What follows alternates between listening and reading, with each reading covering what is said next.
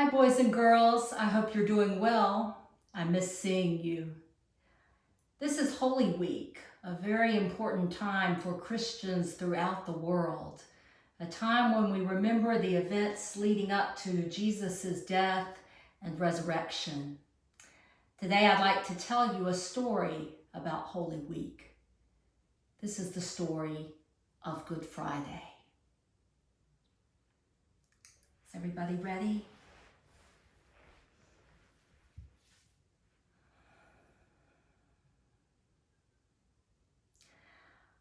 Our story begins on the night of the Passover feast. Jesus knew that he was going to die, and he wanted to share one last meal with his friends. So he gathered with them in an upper room. There they sat together and talked, as friends do.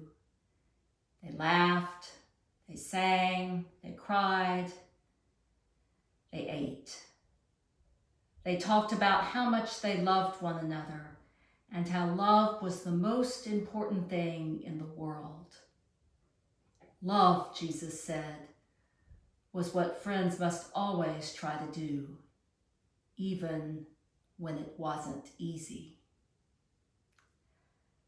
Then Jesus did something amazing. He held up a loaf of bread, broke it, and said, "Take, eat. This is my body, which is given for you. Whenever you eat this bread, do it to remember me." Next, Jesus took a cup of wine. He held it up for all his friends to see, and he said, "This is my blood given for you. Whenever you drink it, do it to remember me." Jesus' friends weren't entirely sure what these words meant, but they knew they were very special words, and they knew they would remember them always.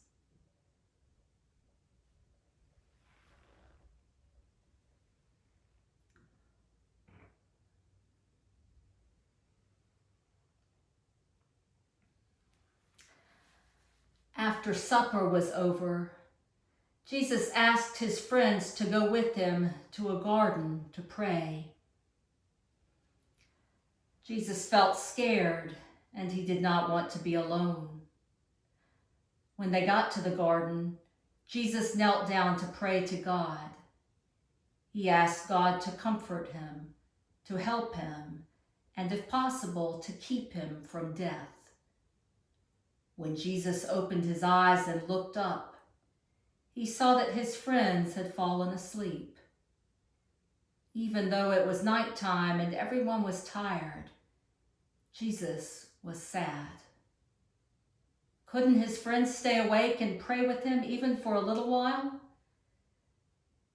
Jesus felt lonely.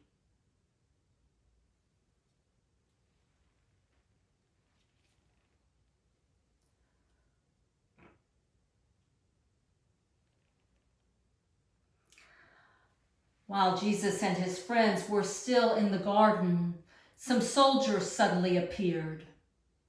They had been sent to arrest Jesus, and that was what they did.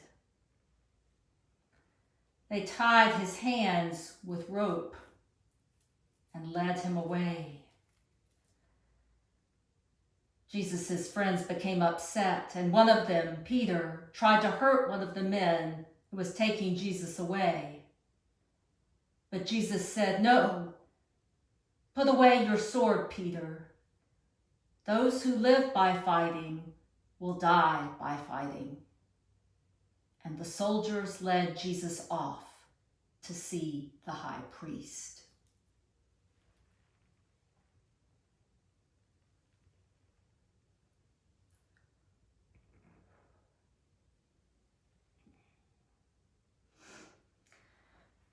Jesus was put on trial.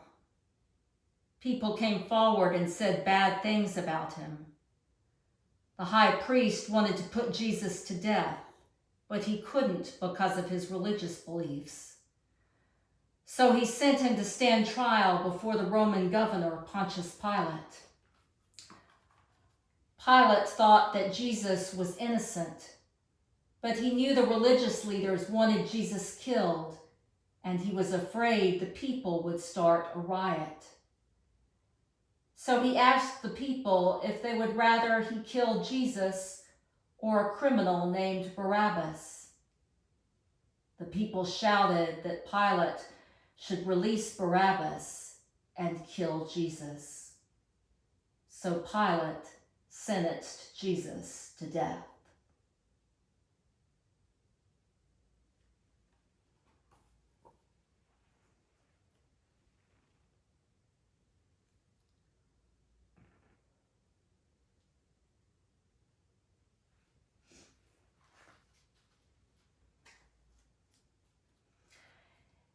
It was a scary time, especially for Jesus' closest friends. One of these friends, Peter, had promised Jesus he would always stand by him no matter what. Peter was so frightened, though, that he ended up telling some people he didn't know Jesus at all. He was just so scared. When he realized what he had done, how he had betrayed his friend, Peter ran away crying. His heart was broken.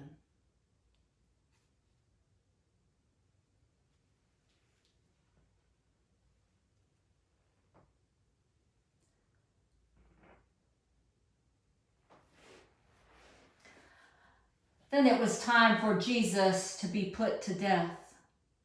The soldiers came and got him. They brought a big wooden cross and made Jesus carry it.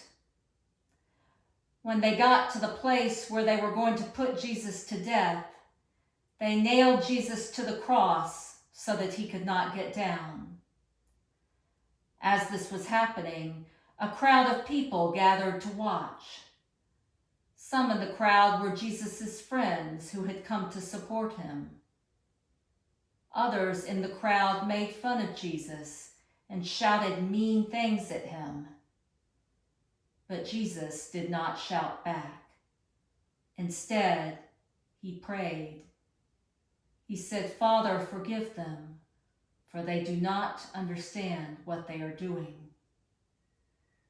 Soon afterwards, Jesus took his last breath.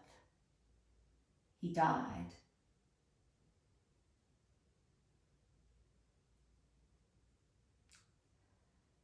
No one knows exactly what happened next. Some say there was an earthquake and that the whole earth became so dark that it looked like it was night.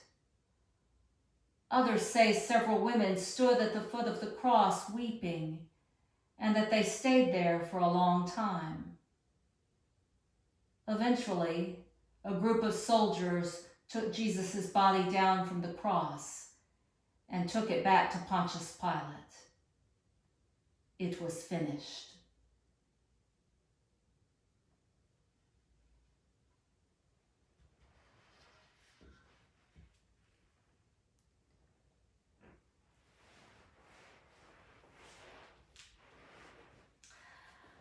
Now there was a good man named Joseph who wanted to make sure Jesus was buried in the way he should be. So he asked Pilate for Jesus' body, and Pilate said yes. Joseph took the body of Jesus and wrapped it carefully in a white linen cloth and put it inside a tomb. Some women came too and prepared sweet-smelling spices and ointment as a way of showing their love for Jesus.